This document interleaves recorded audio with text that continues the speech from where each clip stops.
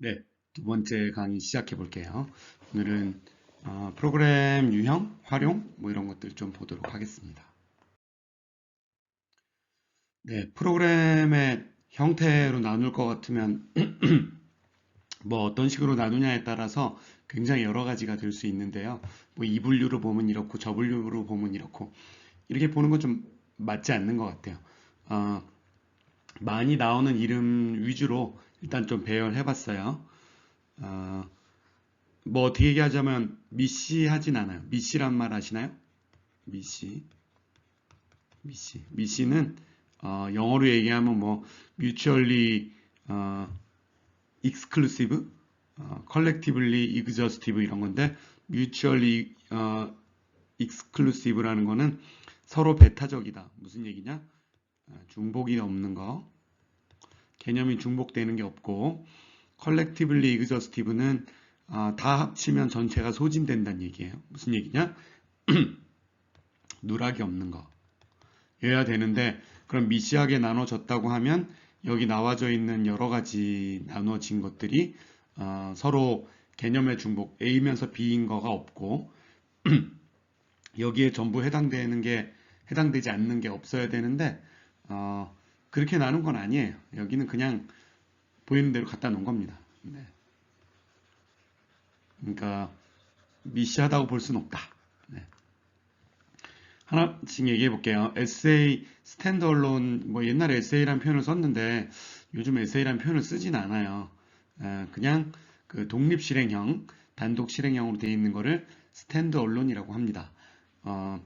PC에 깔아놓고 다른 데랑 별로 관계없이 사용하는 거. 예를 들면 여러분 아래 한글 사용하시죠?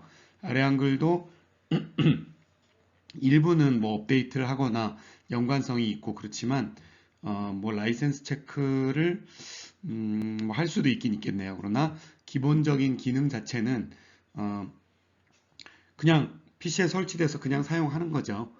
다른 데랑 주고받을 만한 게 없고 여러분이 아래 한글 문서를 주고받을 때는 걔를 저장시켜서 뭐 이메일로 보내든지 뭐 메신저로 보내든지 그렇게 하죠. 단독 실행형이다. 인베디드 적어놨는데 인베디드라고 얘기하는 거는 보통 장비에 들어가는 거. 예. 어, 뭐 마우스에도 프로그램이 들어갑니다.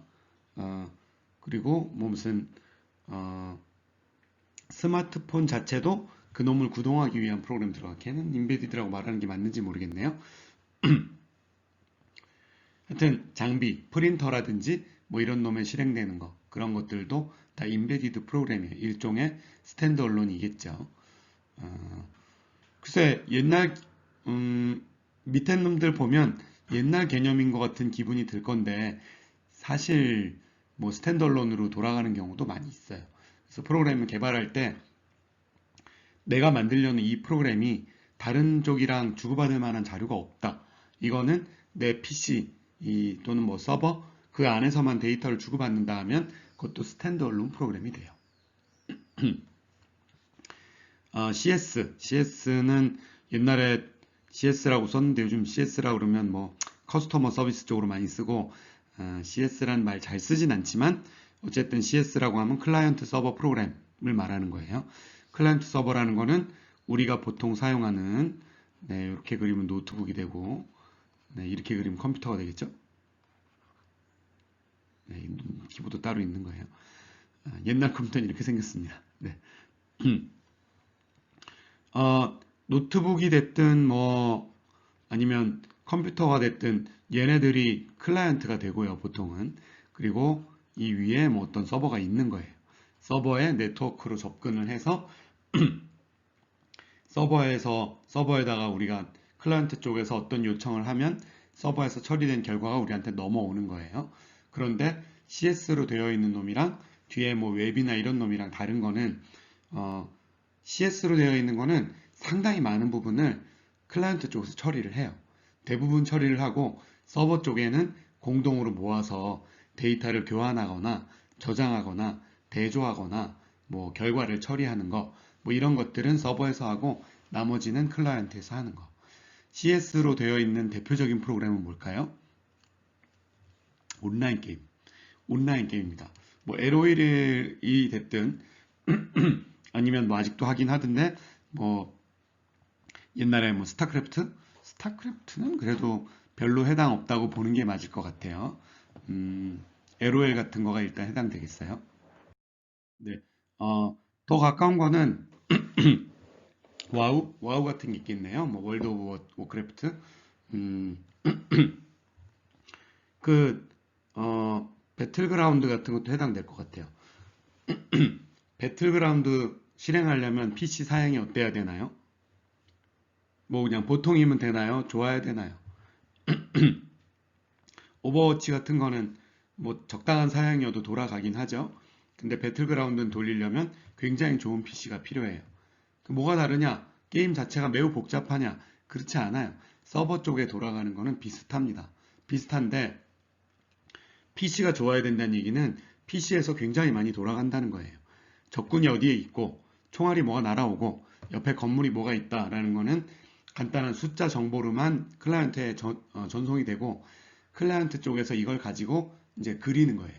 그리고 그 안에서 움직이는 거는 기본적으로 클라이언트에서 처리를 하고 결과값만 서버로 넘기는 거예요. 그러다 보니까 CS로 되어 있는 거는 대부분이 상당히 클라이언트 쪽에 무게가 많이 들어가 있고 서버 쪽에서는 서로 간에 정보를 주고받고 뭐 그런 정도로 사용하는 좋은 예가 되겠죠. 네. P2P는 한때 많이 사용될 것처럼 되었었긴 한데 글쎄 요즘은 잘 모르겠어요. P2P, 피어 투피어로 되어 있는 거는 서버가 없고요. 클라이언트 서버랑 비슷하게 동작해요. 그런데 각각의 클라이언트가 각각 서버 역할도 합니다. 그래서 초반에 P2P를 한다고 하면 클라이언트 서버 쪽에서 클라이언트들을 찾은 다음에 클라이언트끼리 묶어줘요. 니네 둘이서 일단 주고받아. 그 다음 서버는 빠집니다. 예. 스타크래프트 속이 어떻게 생겼는지 제가 모르겠는데 제 생각에는 얘는 P2P에 가까운 것 같아요. 게임 한참 하고 있는데 배틀넷이 죽는다. 그러면 게임이 끝나냐? 그렇다라고 하면 서버랑 통신 계속 하는 거고요. 그게 아니라 그냥 연결되어 있는 두 개끼리는 계속 돌아간다. 다시 서버로 돌아올 때까지는 디아블로 같은 게 그렇게 돼 있나? 뭐 어쨌든 게임 얘기를 하자는 게 아니고 그렇습니다. 개인 간의 통신이 되고 그러니까 이쪽에 있는 사람의 노트북이랑 저쪽에 있는 사람의 스마트폰 간에서 자기들이 처리할 것들 하고 요청 사항이 있으면 상대편으로 데이터를 전송하고 상대편으로부터 데이터를 주고받는 거. P2P예요. 이거 방식으로 되어 있으면 이제 공급자, 회사죠. 회사 입장에서는 이게 유리한 형태가 되는 거였는데 왜 잘 안 됐냐?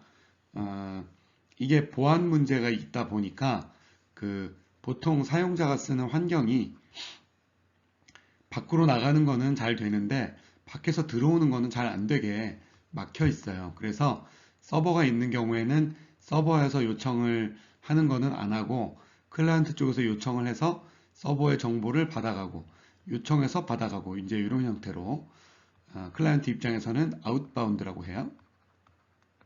바운드. 네, 스펠링이 안 좋네요. 아웃바운드라고 하고 서버 입장에는 인바운드라고 해요. 서버 쪽에서는 들어오는 걸 열어놓고 클라이언트 쪽에서는 나가는 것만 열어놓고 이렇게 작업을 하면 이 형태로 되는 게 아까 얘기하는 이제 CS 형태 되어 있는 건데 이거는 별 문제가 없는데 개인 간으로 하면 둘 다 받아들이는 쪽을 열어야 되고 받아들이는 쪽을 열게 되면 게임이나 뭐 채팅 프로그램이든 뭐 회의 프로그램이든 그 용도로만 쓰는 게 아니라 해커들도 그렇게 접속을 합니다. 그래서 거기에 들어와서 내 PC에 접근해서 PC에 있는 권한을 획득을 한 다음에 뭐 이런 문제가 있다 보니까 이거는 그 사용자가 직접 열지 않으면 들어오는 게 막혀져 있어요. 그러니까 지금도 뭐 접근하는 거 얘기하고 인바운드, 아웃바운드 얘기하는데 와, 무슨 얘기하는 거지? 그런 분들 계실 거 아니에요? 네, 그렇기 때문에 피어투피어로 되어 있는 거는 사용성이 좀 떨어져요. 그러다 보니까 많이 있지는 않고요. 피어 투피어 형태로 가더라도 중간에 서버가 계속 데이터는 중계를 해주고 뭐 그런 식으로 많이 되고 있어요. 웹. 네, 웹은 굉장히 중요하죠. 웹으로 되어 있는 게 네, 여러분이 알고 있는 대부분의 서비스가 웹 기반으로 되어 있습니다. 웹 기반으로 되어 있는 거는 웹 브라우저 기반이라는 것도 있지만 사실은 CS면서도 클라이언트 서버 형태로 되는 거지만 클라이언트를 굉장히 가볍게 하고 클라이언트는 고정되어 있는 거, 웹 브라우저. 웹 브라우저는 무엇을 보여준다? HTML이라는 놈을 보여줍니다. HTML 그 웹페이지죠, 웹페이지. 웹페이지를 보여주는 정도의 기능만 가지고서 이미지 보내주면 이미지 보여주고 화면 보내주면 화면 보여주고 그 다음에 거기서 내가 뭘 클릭하거나 뭐 드래그하거나 적은 동작을 뭔가 하면 동작한 거를 서버 쪽으로 보내주고 서버에서 다시 계산을 하는 거예요. 그래서 대부분의 일이 서버 쪽에서 일어나고요. 클라이언트에는 그래도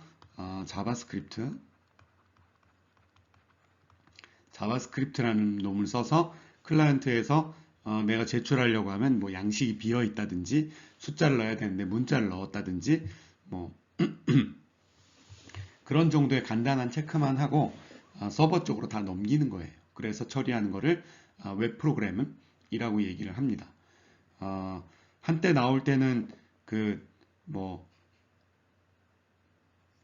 이제 프로젝트 나와서 시스템 개발하라고 하면 무슨 웹 시스템이라고 프로젝트명이 많이 나왔었어요. 웹 시스템 대단한 것처럼 근데 CS 처음 나오던 시점에는 P2P 아니 웹이 처음 나올 때는 CS보다 굉장히 안 좋았어요. 왜냐하면 CS는 컴퓨터를 좀 더 많이 사용하기 때문에 서버랑 클라이언트가 일을 나눠서 할 수 있죠. 그래서 클라이언트 쪽에서 빠르게 뭔가 처리하는 게 됐는데 웹 초창기에는 웹이 느렸단 말이에요. 처리하는데 오래 걸리니까 데이터를 뭔가 서버 쪽으로 보내면 보내는데 오래 걸려. 서버에서 처리하는데 오래 걸려. 클라이언트로 다시 보내는데 오래 걸려. 클라이언트에서 받은 거 다시 보여줘. 그래서 좀 느렸어요. 기능도 안 되는 게 많았어요. 그래서 대단한 기능이라고 포장은 했지만 실제로는 좀 별로다 했었는데 시간 지나다 보니까 클라이언트 쪽에서 눈에 보여주는 걸 금방 할 수가 있고 서버 쪽에서는 서버 자체도 좋아졌고 통신도 빨라졌고 그래서 지금 뭐 클라이언트 형태로 CS 형태로도 잘 돌아가니까 웹 베이스로 하면 정말 저렴한 PC로도 정말 잘 되는 거겠죠. 그래서 웹 시스템이 거의 우리가 사용하는 모든 시스템을 다 먹어버린 셈이에요. 물론 그렇지 않은 게 아직도 많이 있어요. 하지만 우리가 많이 보는 거는 주로 웹 기반으로 되어 있는 시스템을 많이 보고요. 여러분들도 뭔가 만들게 된다고 하면 웹 기반으로 만드는 게 좀 좋은 형태가 될 거예요. 모바일 앱, 금세 얘기한 거를 뒤집어 엎는 게 모바일 앱입니다. 모바일 앱은 뭐냐? 예, 스마트폰 상으로 보는 건데 스마트폰에도 웹으로 되어 있는 게 있어요. 인터넷이라고 되어 있거나 뭐 크롬 브라우저나 사파리나 뭐 설치를 해서 아니면 원래 있는 브라우저로 아니면 네이버 브라우저도 굉장히 많이 쓰시더라고요. 네이버로 들어가서 검색했다가 들어가서 그 안에서 뭐 입력도 하고 구매도 하고 하시죠. 그런 것들은 모바일 앱이 아니에요. 그런 거는 웹입니다. 웹으로 되어 있는 거고요. 모바일 앱은 우리가 알고 있는 앱 실행하면 그 바탕화면에 깔려 있고 그 중에 누르면 앱이 뜨는 거 그런 게 모바일 앱이에요. 물론 모바일 앱은 그러니까 쉽게 말하면 그 CS의 일종입니다. 근데 모바일 앱이라고 따로 부르는 거는 모바일 상에서 그 옛날 컴퓨터는 갖고 있는 기능이 별로 없었는데 모바일 그러니까 스마트폰은 기능을 많이 갖고 있죠. 위치 추적이라든지 카메라라든지 뭐 아니면은 뭐 뭐 터치는 빼도 될 것 같아요. 어차피 마우스를 대신하는 기능으로 쓰기도 하니까. 근데 뭐 어쨌든 터치 일부 아니면 뭐 중력 센서라든지 이런 거 저런 거 많이 사용을 하는데 웹에서는 그거를 사용하는데 한계가 있어요. 왜? 웹 자체가 보안성을 생각해서 데이터 주고받는 걸 최소한으로 해놨거든요. 그래서 되게 만들려고 하면 뭘 열어야 되고 아까 CS랑 똑같은 문제가 돼요. 그런데 모바일 앱은 CS에 비해서는 옛날보다 나중에 나오다 보니까 보안성이 많이 개선이 되어 있어서 기능을 제한적으로 몇 개 쓰게 해주면 훨씬 멋있게 보여줄 수가 있더라. 뭐 그런 부분이 있어요. 그래서 CS 형태로 만들고 동작하게 하는 게 모바일 앱이죠. 모바일 앱은 우리 많이 알고 있는 iOS 앱이 있고 안드로이드, iOS가 아닌 대부분의 PC, 대부분의 그 장비가 안드로이드로 되어 있어요. 심지어 그 키보드 붙어 있는 폰 뭐죠? 블랙베리 폰도 안드로이드로 요새는 되어 있습니다. 네, 클라우드로 되어 있는 프로그램이라고 하면 사실 대단하게 다르게 들리지만 막상 사용해 보면 클라우드로 되어 있는 프로그램이라는 게 웹 기반이라고 생각하시면 돼요. 그러니까 클라우드는 돌아가는 프로그램이 서버는 회사에 있는 서버에다가 설치를 해서 이놈을 바깥에서 접근하는 거거든요. 근데 클라우드는 클라우드 서비스를 하고 있는 데가 있어요. 그래서 말하자면 클라우드 서비스를 하고 있는 회사 안에 클라우드 서비스가 존재하는 거예요. 그러니까 서비스를 제공하는 뭐 게임이 됐든 뭐 메모장이 됐든 아니면 뭐 유튜브가 됐든 뭔가 제공하는 이 회사가 자기네 프로그램을 자기네 서버에 갖고 있는 게 아니라 프로그램을 외부 업체한테 집어넣어 놓고 이거를 이 안에다 집어넣어 놓고 유저들을 모으면 이 유저들이 우리 회사가 아니라 클라우드에 접속해서 나오게 하는 그런 거를 클라우드라고 얘기를 합니다. 그래서 클라우드는 사실 앞에 나온 것들이랑은 용어의 카테고리가 아예 다른 건데요. 맛배기로 잠깐 보고 가면 클라우드는 보통 IaaS, PaaS, SaaS가 있어요. 뭐의 약자인지 아시는 분? 네. IaaS라고 하죠. Infrastructure as a Service. 인프라를 서비스 형태로 제공하는 것. 서비스 형태로 제공한다는 게 웹브라우저로 들어가서 우리가 뭔가 처리를 하면 그게 인프라가 되는 거. 경우에 따라서는 웹브라우저로 들어가는 게 아니라 우리 그 터미널이라고 하는데 그냥 명령어 치는 거, 커맨드 라인에서 치는 그런 형태로 접근할 수 있는 서비스들도 있어요. 그거를 하면 내가 서버를 직접 만든 것 같은 효과를 서비스로 제공을 하는 게 IaaS가 되겠죠. 인프라인데 클라우드에 존재하는 인프라. 파스는 플랫폼 애저 서비스. 인프라가 이제 서버라고 하면 그 위에 뭐 OS라든지 아니면 뭐 웹서버라든지 뭐 WAS라든지 데이터베이스라든지 뭐 게이트웨이라든지 뭐 스위치, 네트워크 스위치, 방화벽 뭐 등등등등의 장비 레벨로 되는 거를 플랫폼이라고 부르는 건데 그거를 서비스로 제공하는 거. 그러니까 서버 장비 이외에 이런저런 장비에 대한 효과를 똑같이 돈 내고 필요할 때 쓸 수 있다. SaaS는 소프트웨어 as a service라고 합니다. 우리가 만든 어떤 프로그램이 남한테 제공이 되려고 하면 제가 서버가 있어야 되는데 서버가 없잖아요. 그러면 클라우드 업체에 가서 거기다 올려놓고 제공을 하는 거예요. 앞에 있는 것들이랑 뭐 다르냐? 이제 SaaS로 되는 모바일 앱이 있고 SaaS로 되는 웹이 있고 SaaS로 되는 P2P, SaaS로 되는 CS, SaaS로 되는 SA는 말이 안 되겠네요. SA는 서비스로 제공을 한다는 것 자체가 좀 말이 안 되는 것 같은데 뭐 될 수 있겠네요.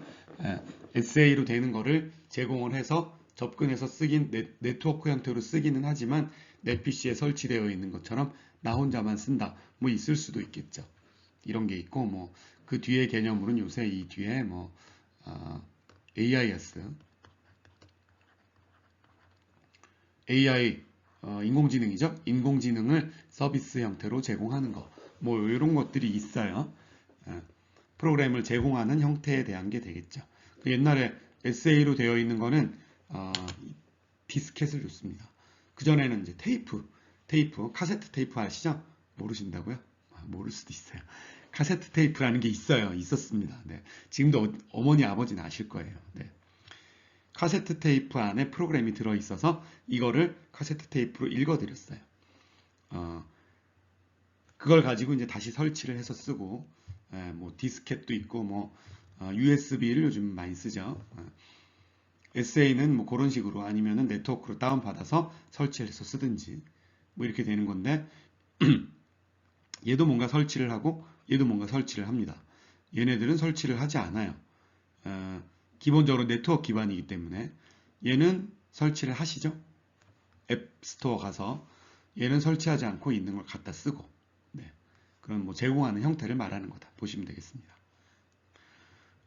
API 나오는데요. API는 프로그램이기는 한데 눈에 보이는 게 딱히 없고 요청할 때 그 서버든 클라이언트, 이 PC든 간에서 네트워크로 요청을 하는 거예요.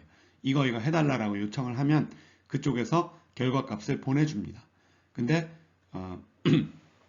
물론 이미지도 주고받을 수 있긴 해요. API 형태로 되어 있는 거는 내가 그 프로그램에 직접 들어가거나 웹브라우저로 들어가는 게 아니라 뭐 보여주고 말고 하는 거는 제가 알아서 하는 거고요. 제가 이쪽 프로그램이 알아서 하고 저쪽 프로그램은 요청을 하면 요청한 그 결과값을 그냥 주기만 해요. 그거 네가 알아서 써.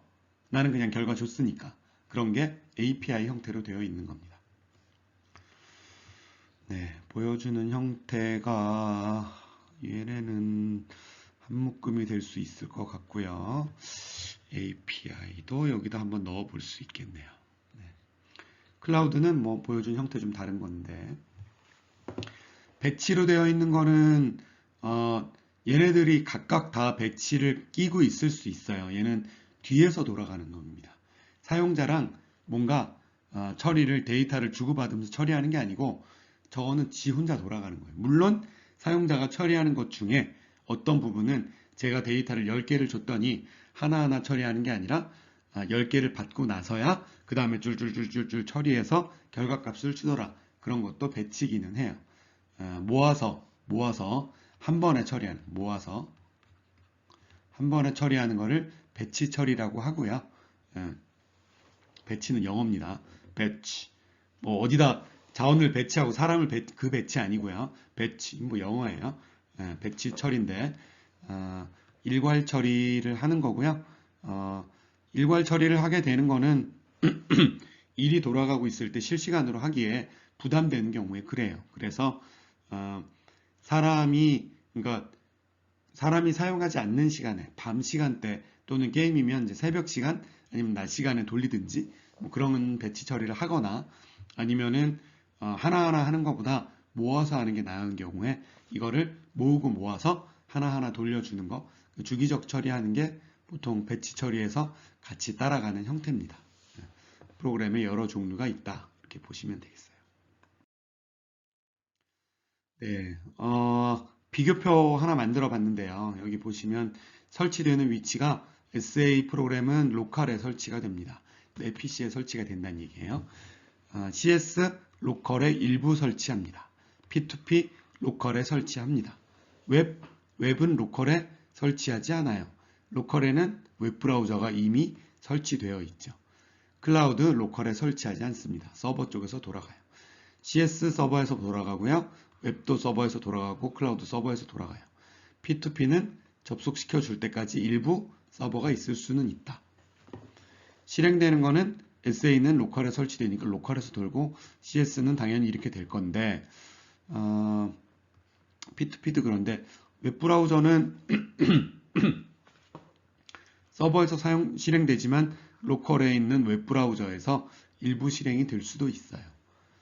근데 이제 클라우드인 경우에는 클라우드는 뭔가 실행이 되는 것처럼 보이거든요. 그 실행되는 게 나한테서 실행되는 게 아니라 내가 뭐라고 하면 실행되는 것처럼 보이는 그게 서버에서 실행이 되는 겁니다.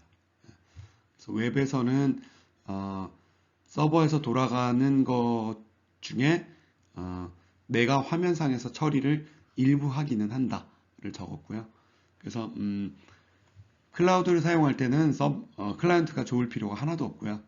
웹을 쓸 때는 약간은 좋아야 되고, P2P는 보통 안 좋아도 되게 만들긴 해요. CS는 로컬이 굉장히 좋아야 된다. 참고로 보시면 되겠습니다. 네, 프로그램 구조에 대해서 좀 보도록 할게요.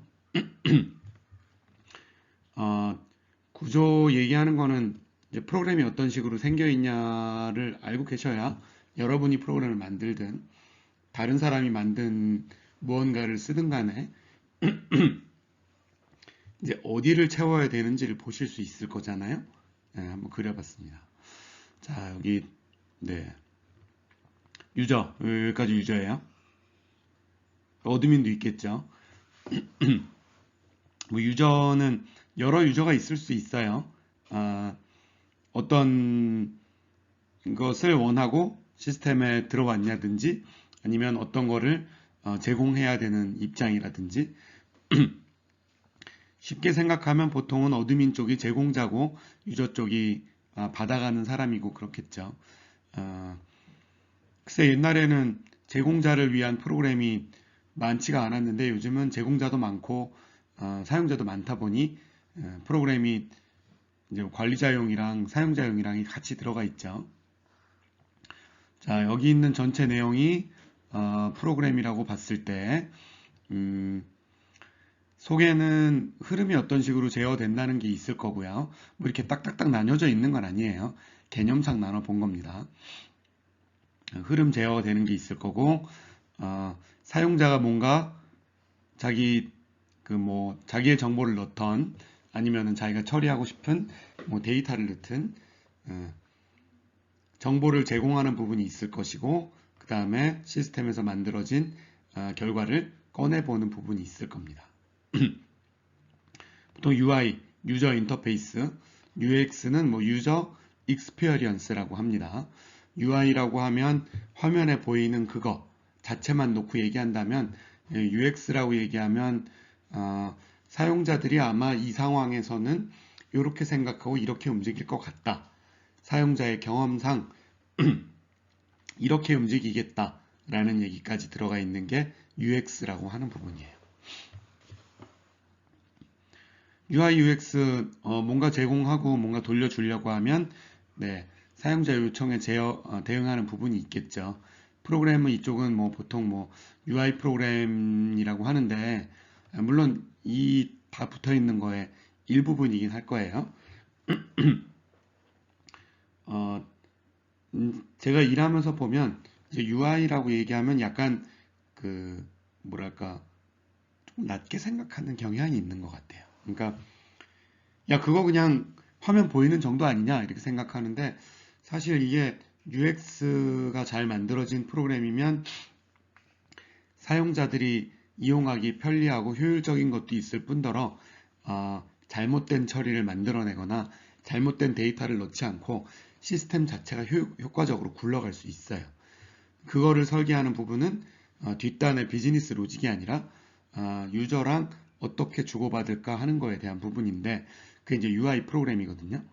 근데 이제 잘 이해 못하는 분들은 다 설계된 거 그냥 껍데기라고 생각하는 경향이 있어요. 그래서 그렇지 않다. 실제로 이제 프로세스를 어떻게 끌고 간다는 비즈니스에 대한 부분이 핵심이 되는 부분이 이 앞부분이다. 볼 수 있습니다. 실제로 뒤에서 처리되는 건 이제 로지컬한 부분, 비즈니스 뭐 도메인 날리지 필요하다 얘기하는 거가 이쪽 도메인 날리지는 뒤에 계산이 일어나는 것들에 대해서 얘기하는 거고요. 앞에서 일어나는 게 이제 유저에 대한 이해.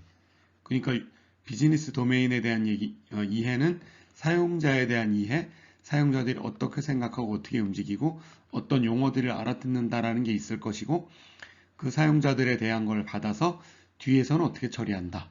핵심 난리지가 어떻게 된다. 이 두 개의 부분이 도메인 난리지를 담고 있는 부분이 되겠죠. 데이터 처리가 일어나는 거는 뭐 텍스트로서 일어나는 것도 있고 숫자로서 일어나는 것도 있고 텍스트나 숫자가 아직 아닌 거 뭔가 그냥 뭉뚱그려져 있는 거에서 파싱한다고 하죠. 데이터를 하나씩 꺼내서 뭐 텍스트로도 넘기고 뭐 숫자로도 넘기고 해서 뭐 계산도 하고 처리도 하고 뭐 취합하기도 하고 통계도 내고 뭐 분석도 하고 그런 뒷부분이 이제 이 뒷단에 대한 게 될 거예요. 핵심 로직에 대한 게 복잡한 비즈니스도 있지만 상당히 많은 비즈니스는 데이터 처리 부분이 복잡하지 않아요. 단순합니다. 단순한 몇 개인데 사용자들이 움직이는 거로부터 단순한 걸로 흘러가기 위해서 그 중간 과정이 이제 어떻게 되느냐가 결국은 뭐 UI 쪽에 나온 프로세스나 데이터 처리 앞단이 있고 그 중간에서 이제 흘려주는 놈들. 어디서 어디로 처리해야 되고 이거는 이쪽이 처리하고 저거는 저쪽이 처리하고 이럴 때는 요거는 여러 번 처리를 해줘야 되고 요거는 다른 쪽에서 처리해야 되고 그런 것들이 이제 제어에 대한 부분이에요. 크게는 뭐 분기, 판단, 반복, 조건문과 반복문 뭐 이렇게 많이 얘기해요. 조건문, 반복문. 옛날에 분기 쪽도 좀 있었는데 지금은 그냥 거의 두 개가 된 것 같아요. 조건문, 반복문만 얘기하면 뭐 없어요. 금방 배우실 수 있습니다. 오늘 제가 잠깐 말씀드리면 그거네 끝날 수도 있어요. 그런데 얘기한 것처럼 그게 UI상의 프로세스가 어떻게 흘러가야 되고 데이터를 처리하는 부분에서 데이터를 뭐 쪼개고 합치고 해야 되는 것들이 있다 보니까 뭐 그거 이외에 많은 뭐 라이브러리가 됐든 뭐 이런저런 것들이 필요하게 되는 거죠. 어렵게 생각되는 거는 사실 알고리즘 뭐 요체나 뭐 프로그래밍에 대해서 배우는 거 큰 거는 여기 이 안쪽에 프로그램에 대한 흐름 제어 이쪽 뭐 컨트롤 어떻게 할 거냐 부분인데 이거를 잘 알기 위해서 앞뒤에 걸 좀 배우는 거다 이렇게 보시면 됩니다. 처리하다 보면 순차적으로 처리하는 부분이 있을 거고요. 앞에 얘기한 것처럼 일괄로 효율성상 아니면은 그 사용자들이 보여주는 거 이외에 뒤에서 처리하려고 하니 데이터 처리가 뭐 성능을 어떻게 내는 뭐 그런 부분 아니면은 사용자 요청이 많지 않은 뒷단에서 처리되는 뭐 그런 것들 일괄 처리로서 돌아가는 게 있을 겁니다. 데이터를 받아서 처리하고 돌려주면 주고받는 것만으로 돌아가는 것도 있겠지만 상당히 많은 부분은 이미 우리가 알고 있는 무언가 아니면 다른 사람이 제공한 무언가를 가지고서 처리를 해야 돼요. 그래서 파일에 담고 있는 거 가지고서 처리를 한다거나 아니면은 그 파일보다는 그래도 데이터베이스 뭐 RDBMS DBMS도 여러 종류가 있어요. 뭐 NoSQL이니 이런 것도 많이 쓰는데 데이터 처리하는 쪽에는 그 관계형 데이터베이스 쪽이 굉장한 강점을 갖고 있어요. 그러다 보니까 RDBMS가 프로그램에는 빠지면 안 되는 중요한 처리를 맞는 그림이 되어 있고요. 요새 나오는 뭐 NoSQL 데이터베이스 쪽은 데이터 처리에 활용을 하는 거가 요즘 많이 늘었고요. 그 전에는 사용자들이 갖고 있는 의견이라든지 텍스트에 대해서 찾는 거는 기존에 갖고 있는 방식보다 이렇게 NoSQL DB라든지 이런 거 쓰는 게 훨씬 낫더라 해서 사용성이 많이 늘었죠.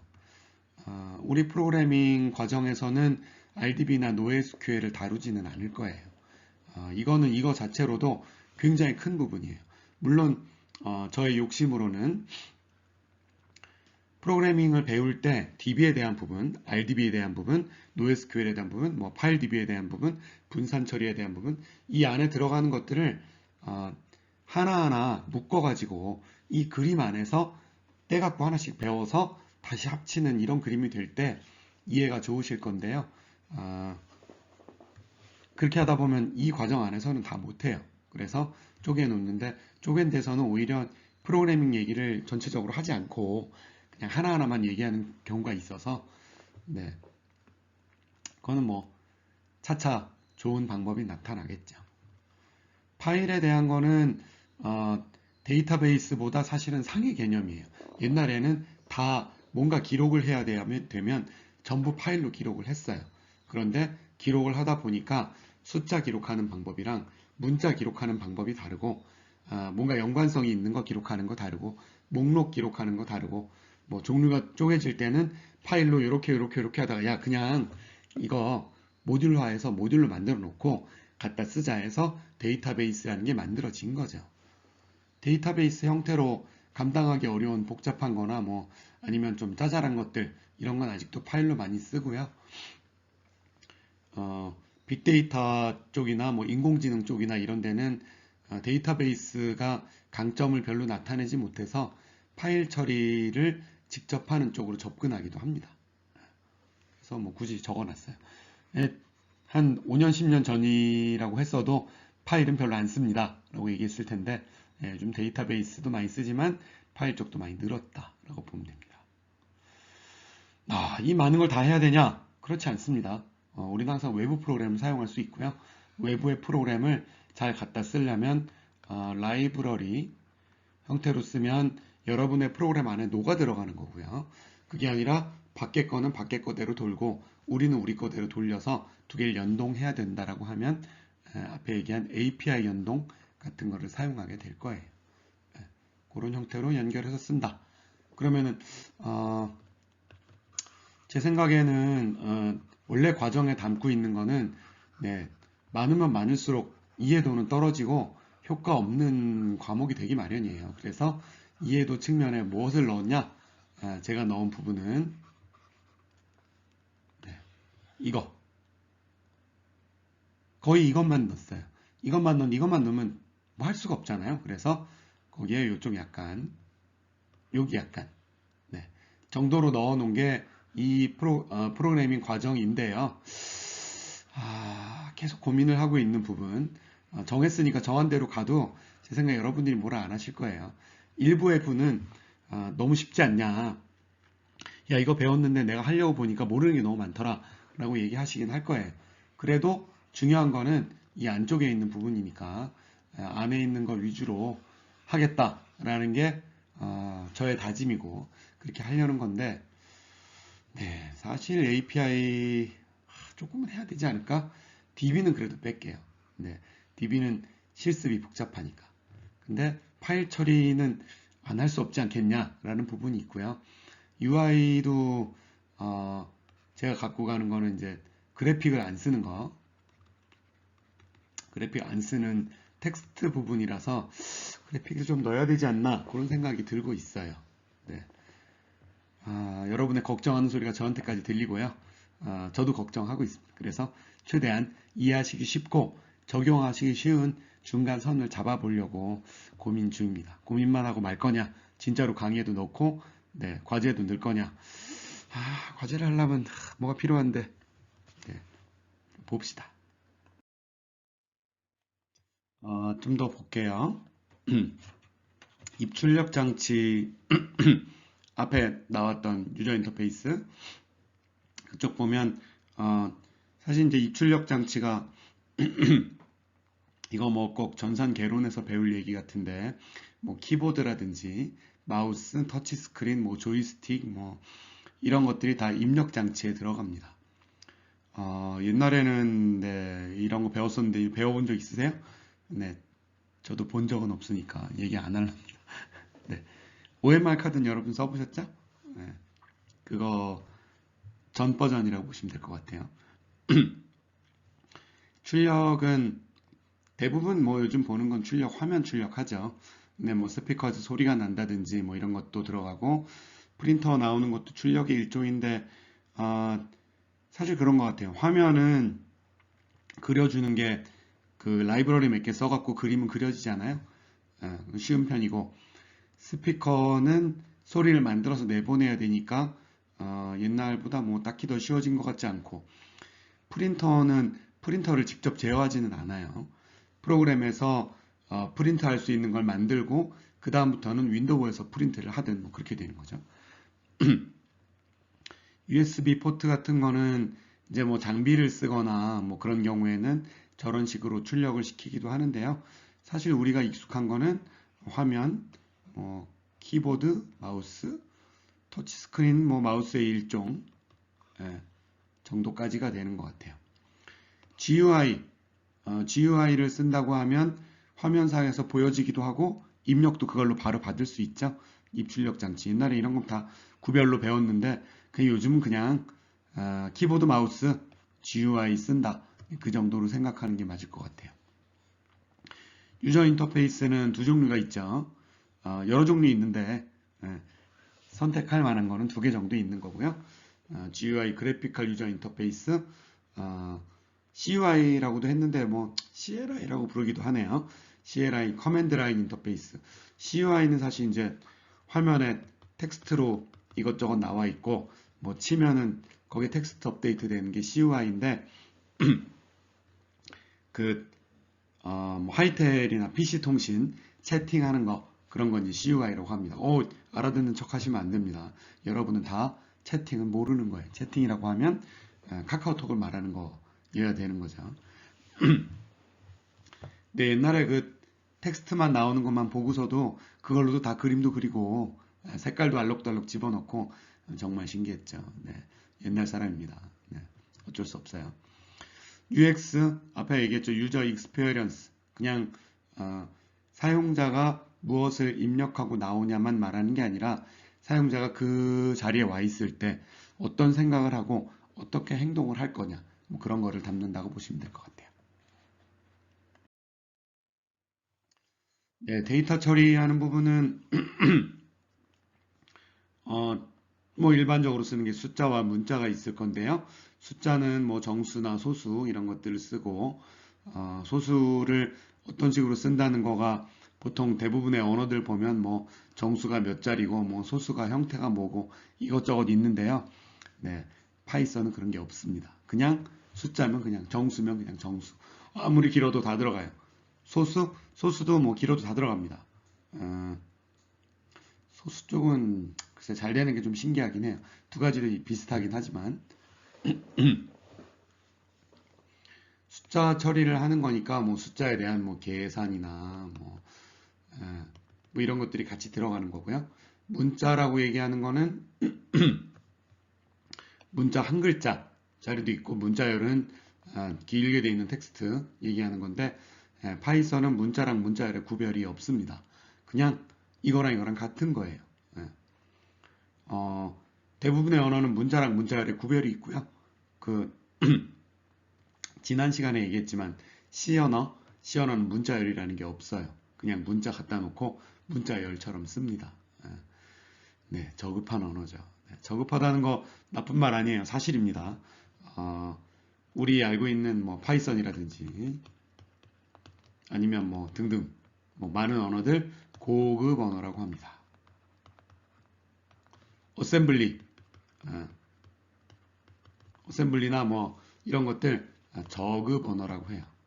저급 언어라는 거는 로우 레벨이라는 게 우리가 한국말로 얘기하는 저급하다 이게 아니고 컴퓨터가 알아듣기에 더 가깝다는 거죠. 더 베이스에 가까운 언어라는 거고 파이썬이나 뭐 자바나 뭐 고급 언어인데 C 언어 중급 언어라고 합니다. 네. 고급도 아니고 저급도 아니라는 거예요. 저급에 가깝게 쓸 수도 있고 고급에 가깝게 쓸 수도 있다. 뭐 그런 얘기입니다. 데이터 형태는 크게 그렇게 두 개인 건데 그 중간 형태가 있어요. 숫자를 쓰려고 하는데 숫자 하나만 있어가지고는 데이터 전달이 어려우니까 파일이 있으면 파일에 숫자가 쭉 들어가 있거나 아니면 뭐 엑셀에 있죠. 숫자 이렇게 돼 있거나 아니면 뭐 어떤 숫자는 몇 개고 뭐 숫자만 줄줄줄 나와 있는 거에서 뭐 적당히 끊어 갖고 있는 거 이런 거 파일 같이 되어 있는 형태가 이런데 이런 거 로 데이터라고 합니다. 로 데이터라고 하면 한국말로 로우 데이터라고 하는 경우 있는데 네, 사실은 로우 데이터 아니에요. 정확히는 뭐 raw 데이터죠. 이렇게 쓰지 않고 로우 데이터라고 해도 사실은 이건데요. 날것이란 얘기죠. 근데 뭐 로우 데이터라고 뭐 로우 데이터라고 쓰는 사람도 있어요. 뭐 어쩌겠어요. 바이너리 IT 하는 사람들은 바이너리라고 많이 해요. 바이너리면 이제 이진수를 말하는데 바이너리 데이터가 꼭 이진수를 말하진 않아요. 바이너리 데이터, 로 데이터 얘기하는 겁니다. 그냥 숫자도 아니고 문자도 아니고 그냥 들어가 있는 이 데이터를 여기서부터 여기까지는 문자같이 생겼으니까 문자로 떼어가고 여기는 변환을 시키고 갖고 온 거를 잘라서 이거는 숫자, 이거는 문자 이렇게 해서 쓰는 거, 그런 거를 바이너리 데이터 내지는 로 데이터라고 부릅니다. 데이터 처리하게 되면 보통 처음 가져올 때는 바이너리 데이터를 가지고 와요. 가지고 온 거를 쪼개서 숫자, 문자 이렇게 변환을 해가지고 사용하는 게 문자열 처리입니다. 어느 분이 데이터 처리 배우냐고 물어보셨었는데 저런 것들 하다 보면 네, 어려운 인상을 줄 수 있어요. 사실 별거 없는데 어려운 인상 줄 수 있습니다. 데이터 자체가 잘 이해가 안 되니까. 그래서 부득이하게 그 부분은 포함하진 않겠다. 뭐 그렇게 말씀드렸었어요.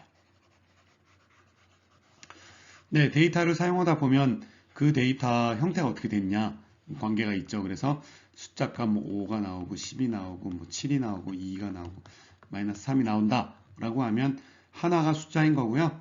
첫 번째는 5, 두 번째는 10 해서 이 내용들이 쭉 들어가 있는 순서대로 들어가 있는 거, 이거 배열이라고 부릅니다. 행렬은 아시죠?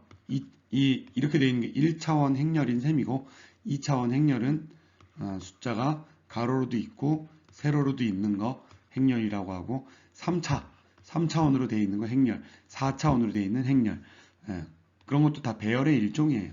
근데 이제 행렬이란 말은 약간 그 개념으로 사용할 때 데이터 처리하는 분들 행렬이라고 쓰시고요. 우리는 그냥 배열인 거죠. 1차원 배열, 2차원 배열, 3차원 배열.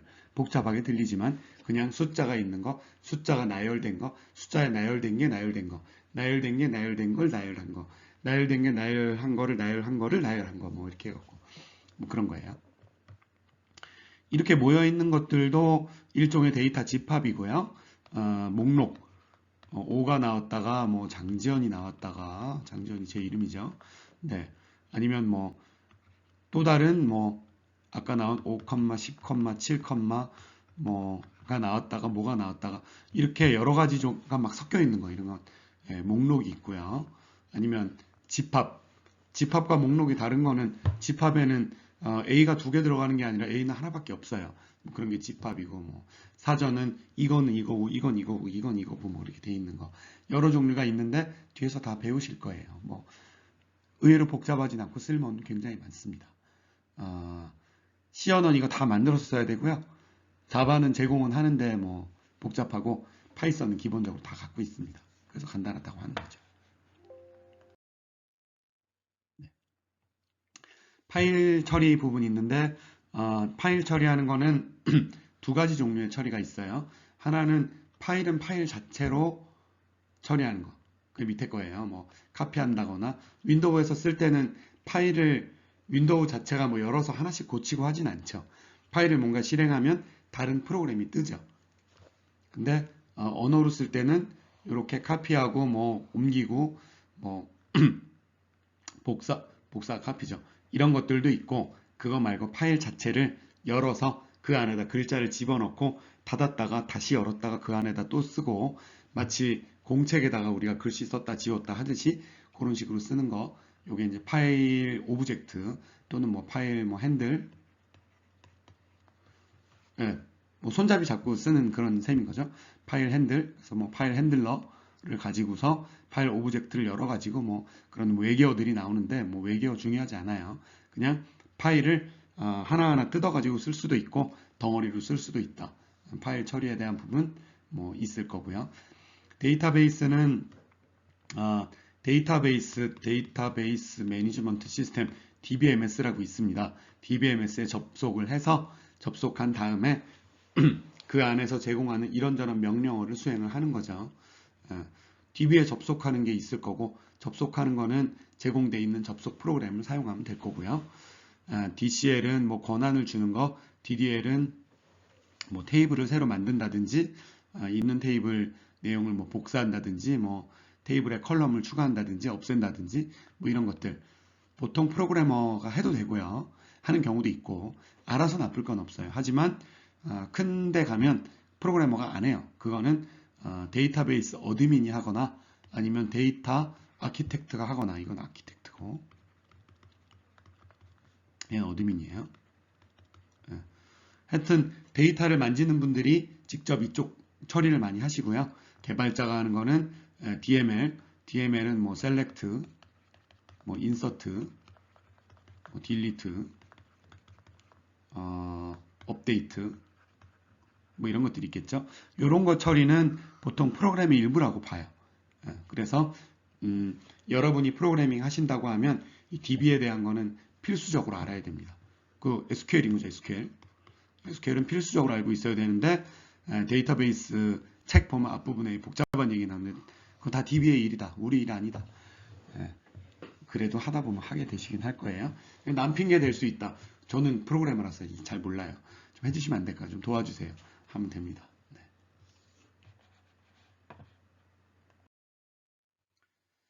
네, 흐름 제어에 대한 부분이 있는데요. 뭐 앞에 말씀드린 것 같이 흐름 제어.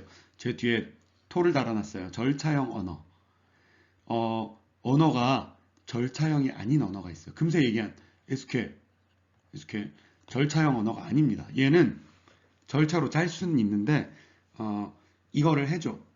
나 이 데이터를 꺼내줘. 그러면 데이터베이스 그 프로그램이 자기가 알아서 뭔가 처리를 해서 결과만 줘요. 결과 줄 테니까 중간 건 네가 알아서 하지 마. 물론 잘 쓰려면 중간 것도 알아봐야 됩니다. 그러나 하여튼 기본적으로 절차형 언어가 아니에요. 우리가 얘기한 그 C, 자바, 뭐 포트란, 코볼, 어셈블리 옛날 사람이라고 옛날에 배운 거 막 나오네요. 베이직, 요즘인 뭐 루비라든지 뭐 여러분 배우실 수도 있는 뭐 델파이, 비주얼 베이직 다 절차형입니다. 비주얼 베이직 델파이는 좀 달라 보일 수는 있어요. 기본적으로 절차형 언어입니다. 절차형 언어는 기본적으로 조건문, 반복문, 분기 이렇게 해요. 조건문 if예요, if. 만약에 이러이러하다고 하면 then 이러이러하게 처리하고 아니면 else 뭐뭐뭐 처리해라. 이거 모든 언어가 다 제공합니다. 모든 언어. 이거 안 되면 언어도 아니에요. 네. 형태는 자바는 뭐 if 어쩌고 저쩌고 then이란 말이 없고 괄호를 치고 처리한 다음에 괄호 닫고 else는 써요. 뭐 이런 형태로 괄호를 써갖고 보여주고요. 저 위에서는 if then else 형태는 뭐 포트란이나 코볼이나 베이직이나 이런 것들은 이런 식으로 글씨로 써놓고요. 파이썬은 if 뭐뭐뭐 then 없어요. 그냥 뭐뭐뭐 그 다음에 else 뭐뭐뭐 else는 뭐 그러고 보니까 다 쓰네요. 안 쓰는 놈은 없네요. 뭐 이런 식으로 가는 게 이제 조건문이에요. 내가 처리를 시키고 싶을 수도 있고 시키고 싶지 않을 수도 있다. 반복문이 없으면 조건문이 좀 덜 필요할 수도 있는데 반복이 있다 보면 반복을 5번 반복해 라고 얘기할 수도 있고 1부터 10까지 반복해 라고 할 수도 있는데 그거 말고 무한 반복해가 있어요. 무한 반복해. 계속해. 언제까지? 이렇게 되면 그만해. 이렇게 되면 그만해가 누구예요? 그 조건문이죠. 그러다 보니까 얘네는 쌍으로 다닐 수밖에 없어요. 물론 반복 안 하는 프로그램도 있을 수 있습니다. 좀 이상한 거예요. 반복을 하는 게 맞죠. 반복은 보통 폼은 있어요. 뭐 i는 1부터 10까지 1씩 증가해. 뭐 이런 식으로 C에서는 이런 식으로 사용을 하고 아니면 베이직에서는 하여튼 폼은 기본적으로 다 있습니다. 폼은 근데 우리가 파이썬에서 사용하는 폼은 아까 같이 변수를 기본적으로 놓고 사용하지 않고요. 폼이 어떤 집합 뭐뭐뭐뭐가 들어가 있는 거에서 하나씩 꺼내서 첫 번째 거에 대해서 처리하고 두 번째에 대해서 처리하고 세 번째에 대해서 처리하고 네 번째에 대해서 처리한다. 그렇게 반복한다. 라는 형태로 되어 있는 게 이제 포문이 되겠고요. 그거 말고 이제 또 있는 게 while문이 있어요. while. while 뭐뭐인 동안에죠. 동안에 계속해라. 파이썬은 while문이 없고 do while이 있을 거예요. 이거를 언제까지 계속 처리해라. 언제가 되면 그만해라. 뭐 이런 식으로 되어 있는 게 보통 쓰는 반복문이에요. 제어하는 거는 그래서 이 부분을 10번 반복한 다음에 저거를 확인을 하고 다시 와서 또 하고 또 확인하고 아니면 빠져나가고 뭐 그런 식으로 조건문과 반복문을 섞어서 흐름 제어를 합니다. 분기는 옛날에는 가다가 중간에 일로 갔다가 중간에 갔다 돌아왔다가 뭐 go to 했다가 뭐 go serve 했다가 뭐 있었는데 베이직 시대에 있던 것들이 자바 오고 하면서 다 없어졌어요. 네. 비슷한 형태를 하긴 합니다. 다 결국은 조건문 반복문이 되는 거고요. 굳이 끼워 넣자면 분기문에 대한 부분은 뭐 함수형 언어 이거나 아니면은 그럼 뭐 펑션이 함수죠. 펑션이나 뭐 메서드 뭐 이렇게 보여주는 것들 뭐 분기라고 볼 수도 있어요. 근데 요즘은 보통 분기란 말 안 쓰고요. 조건문과 반복문으로 여기저기에 잔뜩 나옵니다. 네, 그 정도로 보시면 될 것 같아요. 네, 근데 제가 꼭 얘기하고 싶은 건 이건데요. 중요한 거는 물론 잘 쓸 줄 알고 어떻게 되는 것도 중요하고 뭐 데이터 처리하는 거, 뭐 UI 잡는 거, 연동해서 하는 거, 데이터베이스 파일 제어문, 뭐 배치 처리 다 중요한데 제일 중요한 건 뭐냐? 제일 중요한 건 첫날 얘기했죠. 첫 시간에 제일 중요한 건 뭐다? Y라고 했죠. Y. 예. 우리가 무엇을 어떻게 그거 왜 하려는 건데? 고객이 니즈 갖고 있는 게 뭔데? 어떤 문제를 어떻게 해결하는 프로그램인 건데 그 왜 우리가 그거 하려는 건데 페인 포인트가 뭔데 어떤 사용자가 있는 건데 누구누군데 그럼 작업을 처리하는 그 사람이 주체야 아니면 처리하는 사람이야 어떻게 일을 주고받는 건데 Y 쪽에 관심을 갖고 비즈니스의 흐름이 어떻게 되는지 그런 것들을 알고 어떤 데이터에 대해서 관심 갖고 이게 어디서 나왔고 결과는 어디다 갖다 놓을 거고 절차를 어떻게 갈 거고 이 비즈니스 설계에 대해서 여러분들이 관심을 많이 갖고 비즈니스 설계를 끌어간다고 하면 이 앞에 나온 어떤 식으로 간다에 대한 거는 결국 그거예요. 결국 그겁니다. 이걸 이렇게 해야 되겠네. 거기서 이거는 이렇게 짜고 저건 저렇게 짜고 이렇게 나눠 가는 거라고 보시면 될 것 같아요. 예. 결국 프로그램의 구조라는 거는 비즈니스 설계로부터 나온다. 네. 오늘의 중요한 얘기가 되겠습니다. 네. 이제 이론 강의 중간중간 하겠지만 어, 이제 프로그래밍 해야죠. 네. 그래서 프로그래밍에 들어가기 전에 앞서서 생각할 거 조금 정리해 봤습니다. 프로그래밍을 시작하기에 앞서서 해야 되는 거. 첫 번째, 개발 환경이에요. 개발 환경이 큰 개념으로는 이제 개발 환경이랑 개발 환경 뭐 DV, 디벨롭먼트 그리고 운영 환경이 있어요. 프로덕션 운영 환경이 있는데 개발 환경 그 개발 환경을 뜻하기도 하고요. 근데 일단 여러분들 개발 시작하시려면 내가 어디서 만들어 보고 나서 결과물을 아까 뭐 운영 환경이 될지 뭐 과제 레포트 제출이든 할 거 아니에요. 그걸 잡아야 되는데 개발 환경이라고 하면 보통 장비 서버죠. 어떤 서버에서 쓸 거냐. 그 다음에 어떤 언어를 쓸 거냐. 파이썬을 쓸 거고 3 버전 지금 아마 3.8이 끝일 거예요. 저 PC에 깔려 있는 게 바로 얼마 전 건데도 3.7이에요. 예, 끝도 없이 올라갑니다. 올라가도 되냐? 보통 비슷비슷해요. 거기서 거기입니다. 앞에 버전이 바뀌면 많이 바뀌고 뒤에는 세부적으로 좋아지는 게 좀 들어갈 뿐이에요.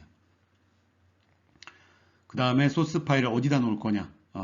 우리끼리의 통일도 필요할 거니까 일단 소스 파일은 C 드라이브에 pgm이라는 폴더를 하나 만들고 거기다 넣는 걸로 할게요. 실습할 때 저거 다시 말씀드리겠습니다. 형상 관리 여기다 쓱 껴놨는데요. 형상 관리. 영어로는 configuration. 매니지먼트. 컨피규레이션이라고 하면 설정이에요. 설정을 어떻게 잡았냐에 대한 건데 프로그램 안에서도 보면 아까 이것저것 그 컴포넌트라고 할까요? 모듈이라고 할까요? 이것저것 부분이 있잖아요.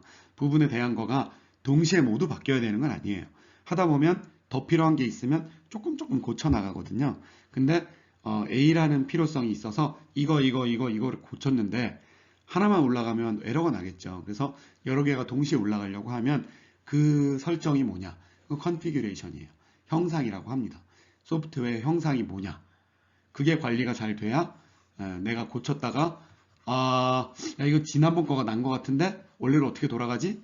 원래로 안 돌아가고 형상 관리가 되어 있으면 그 지난번 형상으로 가면 한 번에 옛날을 보존할 수 있어요.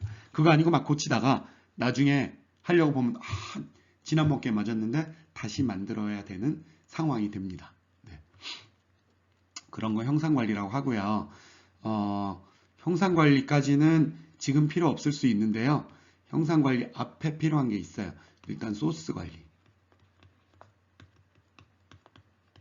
관리가 뭐예요? 내가 지금 만들고 있는 이 소스, 그리고 지난번에 만들어서 돌아갔었던 놈, 새로 만든 놈이 안 돌아가면 옛날 거 써야 되잖아요. 고치기 너무 없어지죠. 그래서 소스에 대한 버전 관리예요. 버전 관리. 버전 관리하는 걸 일단 형상 관리라고 많이 불러요. 버전 관리는 여러분이 쓰고 계신 게 편해요. 많이 쓰는 게 GitHub 아시죠? GitHub 뭐 GitLab에 쓰는 바로 그 Git이에요. 뭐 Git이라고 부르기도 하나 보던데 우리는 Git으로 합시다. Git 아무래도 우리 그런 사운드를 별로 안 좋아하죠. 이상한 생각하지 마시고요. Git 많이 쓰고 SVN도 많이 씁니다. 그 마이크로소프트 쪽 쓰시는 분들은 뭐 비주얼 소스 세이프나 뭐 이런 것들 쓰시기도 하고 옛날에 이거저거 많이 있었는데 Git이나 SVN 쓰시면 대부분 될 거고요. 우리는 공통으로 뭘 쓰진 않을 건데 요즘 대세까지는 아니어도 Git 쪽으로 좀 흘러가고 있는 것 같은 기분이 들어요. 어딘가 갔을 때 이거 써라 그러면 쉽게 접근할 수 있으면 좋겠죠?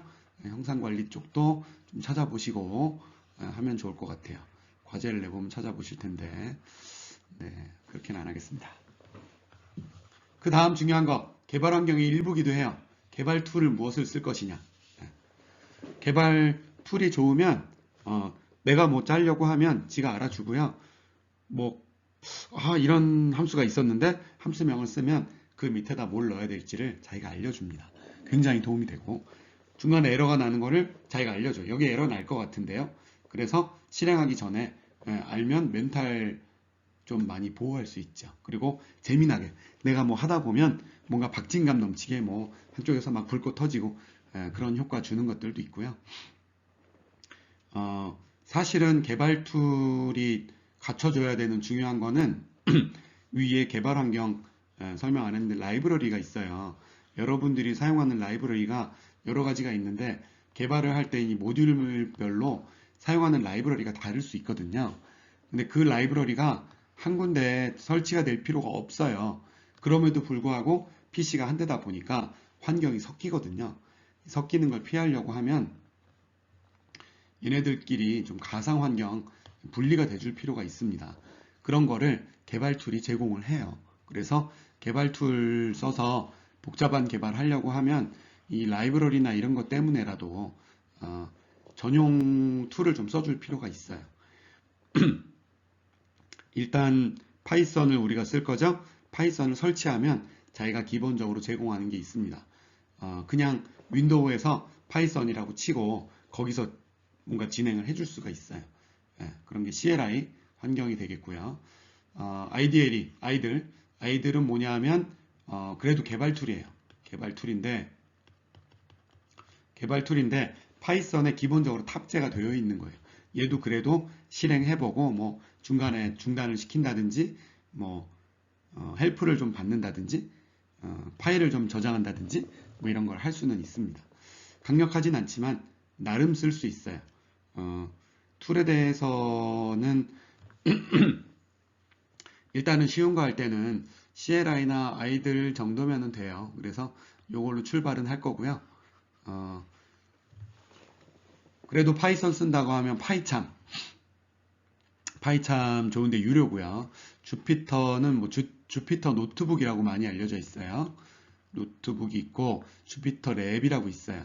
예, 주피터 노트북이라고 해봐야 그냥 위에 쓴 CLI랑 비슷해요. 다만 그래픽 쪽에 좀 더 지원이 있고 내가 수행한 거를 과거 거를 다시 수행하기 좋게 명령어별로 보여주는 툴이 주피터 노트북입니다.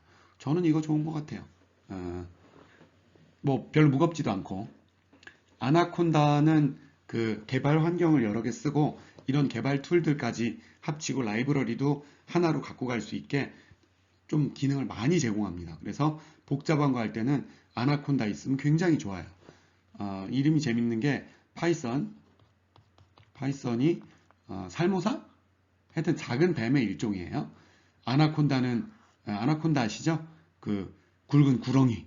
예, 아나콘다 구렁이고 그래서 파이썬 위에 아나콘다라고 이름 지은 거는 굉장히 멋진 이름인 것 같아요. 뭐 이름이 그렇듯이 아나콘다 좀 무겁습니다. 잘못 쓰면 결과 파일을 굉장히 무겁게 만들 수 있어요. 그렇긴 한데 강력한 툴이기도 합니다. 심지어 저는 주피터 쓸 때 아나콘다를 띄워서 개로 주피터를 띄워가지고 씁니다. 좀 편한 것 같아요. 좀 가볍게 빠르게 쓰려고 하면 텍스트 에디터 있으면 좋아요. 우리가 프로그램만 쓰는 게 아니라 데이터도 쓰잖아요. 특히 저는 이제 인공지능 쪽을 하다 보니까 인공지능 하시는 분들은 데이터를 많이 봅니다. 그 데이터 보는데 파이참이나 주피터나 뭐 이런 거 쓰면 이게 무거워서 되게 느려져요. 잘못하면 시스템이 그 PC가 헉헉대기도 하고 그렇습니다. 그래서 가벼운 에디터를 좋아하는데 가벼운 에디터로 쓸만한 게 비주얼 스튜디오 코드. 얘가 기능이 좋아요. 뒤에 안 보이는데 이게 아톰입니다. 아톰이 텍스트 에디터면서도 이것저것 많이 붙여 쓸 수 있어요. 서브라임 텍스트가 텍스트 에디터 중에서는 가장 좋다고 합니다. 가장 가볍고 가장 빨라요. 게다가 개발 기능을 좀 붙일 수 있어요. 노트패드는 가장까지는 아닌데 노트패드도 굉장히 가벼운 편이에요. 뒤에 밀린 거는 얘는 개발 쪽 기능이 서브라임 텍스트만 못해요. 서브라임 텍스트나 비주얼 스튜디오 코드 이런 애들이 둘이 좀 경쟁하는 텍스트 툴이면서 개발 툴로 쓰기 좋은 애들이에요. 아톰 정도 껴주시고 3개 중에 하나 고르시면 정보도 많이 있고 쓰기에도 가볍고 좋으실 거라고 생각해요. 노트패드 뿔뿔 미안합니다. 나는 이거 쓰긴 하는데. 울트라 에디트, 네, 자바 시대에 강력하던 툴입니다. 아직도 울트라 에디트 자바 쓰시는 분이 많으니까 울트라 에디트 많이 쓰고 나 이거 주면 개발하겠다 라는 사람들이 있어요. 얼마 안 합니다. 개발자들 중에는 회사에서 안 주면 자바 개발자는 울트라 에디트 돈 주고 사갖고 들고 다니는 분들도 계세요. 저도 샀던 것 같기도 한데 어디 있는지 모르겠어요. 네. 저는 굉장히 오랫동안 울트라 에디트를 계속 쓰다가 노트패드 뿔뿔 좀 쓰다가 지금 서브라임 텍스트를 깔아놓기는 했어요. 하지만 일단은 필요할 때는 주피터 노트북을 쓰거나 아이들을 쓰거나 한다는 거죠. 자바 입장에 볼 때는 파이참도 괜찮은 편이에요. 자바가 아니라 파이썬에 맞게 이름도 파이참이잖아요. 파이썬에 맞게 잘 돼 있습니다. 파이참은 대신 유료입니다. 유료인데 학생에게 무료입니다. 네, 저희 집에서는 저희 딸이 파이참을 써서 무료로 무한 라이센스를 받아가지고 열심히 잘 쓰고 있습니다. 네, 참고로 저희 딸은 개발을 전혀 못해요. 근데 파이참 어떻게 쓰냐고요? 네, 잘 생각해 보세요. 딸이 파이참의 라이센스를 받아서 쓰고 있습니다. 네, 거기까지만 얘기할게요. 네, 개발하는 사람이 쓰겠죠. 네, 오늘 얘기는 이 정도까지 볼 거고요. 다시 정리해보자면 우리 프로그램의 구조 가지고 많이 얘기했어요. 구조에 어떠한 부분들이 있고 그 구조를 갖고 있는 구성 요소가 어떤 게 있다. 그 앞에는 프로그램의 종류가 어떤 게 있다. 이런 것들을 봤었어요. 여러분들이 개발하게 될 때 어떤 프로그램을 개발할 거고 그 각각의 그러니까 가운데 있을수록 쉬운 거예요. 데이터 처리하는 거 그러니까 흐름 처리하는 거는 기본적으로 배우실 거고 UI 쪽은 GUI로 가면 약간 복잡할 수 있다는 거, 데이터는 데이터 처리 가면 약간 복잡할 수 있다는 거, 외부 연동 가면 연동 프로그램이 필요하다는 거, 데이터베이스 접속하는 접속 라이브러리 필요하다, 파일 쪽은 기본적으로 갖고 있다. 이런 게 이제 구성 요소들이 될 거고요. 네, 개발 환경 구성하는 거 이렇게 하면 되겠다. 그런 정도로 보시면 되겠습니다. 네, 오늘 여기까지 하겠습니다.